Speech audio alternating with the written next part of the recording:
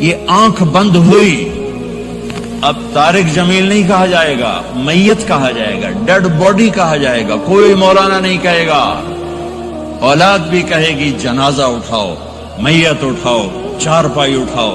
کبھی سنا کسی نے کہا ہو اماں جی کو اٹھاؤ، بیگم صاحب کو اٹھاؤ، شہزادی کو اٹھاؤ، ملکہ کو اٹھاؤ؟ میت میت. منجی چاہو جی، منجی چاہو، جلدی کرو جی، اسی دکانہ تے جاؤنا ہے، منجی چاہو، دیر ہو گئی ہے. لوگ گھڑیاں دیکھ رہے ہوتے ہیں، جنازے کا ٹائم تو 11 بجے کا تھا، 11:10 ہو چکے ہیں. ساری زندگی کی عزتیں دولتیں جب موت سے ضرب کھاتی ہیں زیرو ہو جاتا ہے. شہرت، دولت، بلندی، پستی، گمنامی، ضرب موت، زیرو، مٹی کا ڈھیر بن جاتا ہے.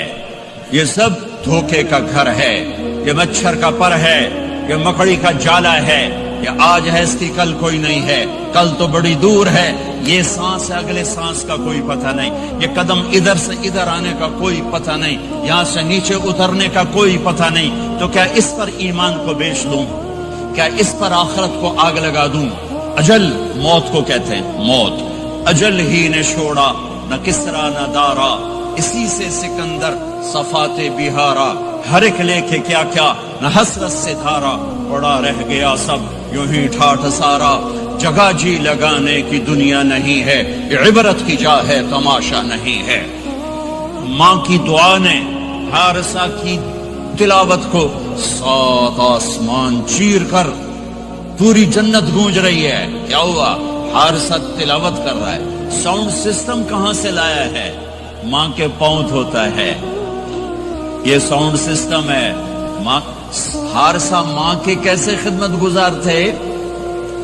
بیوی کو نہیں کہتے تھے میری اماں دی روٹی پکا، میری اماں دے کپڑے دھو.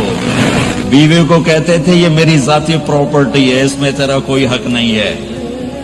جس کے ذمے نہیں اس کو آگے کر رہے ہیں.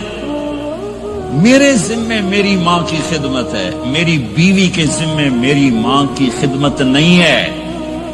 اللہ کے واسطے حقوق جانو، حقوق جانو.